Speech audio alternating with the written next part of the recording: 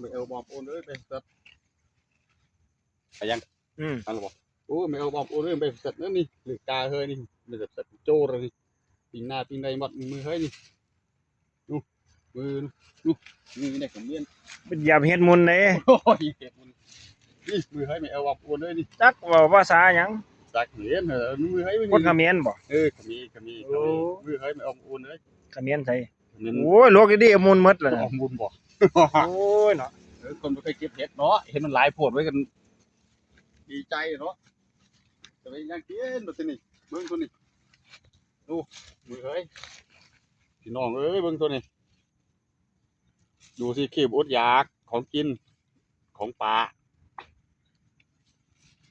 นู่เละแล้วโอ้ย ดึงเอาหางก่อนแหม มันติดก้อยหญ้าไหม บ่ ดึงเอาหางมัน ไว้ดีกันเอาละ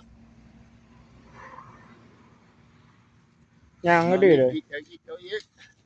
ระวังเหยียบนะ อืม เสียหาดี โอ้เป็นอะไรขึ้นขนาดนี้ ๆเห็นอยู่ใส่บ่ พอแล้วว่าสำนีก็พอกินแล้วเอาไปหลายเอาถิ่มซื่อ นี่เด่นนี่ ๆเอาอีกแล้ว เดี๋ยวนะ มันอีก ระวังเหยียบเอาใหม่เคลียร์หาดี นั่นน่ะ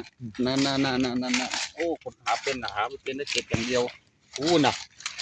ไม่เอาบางปูนเลยดูเบิ้งไว้ ๆก็ดีๆนะ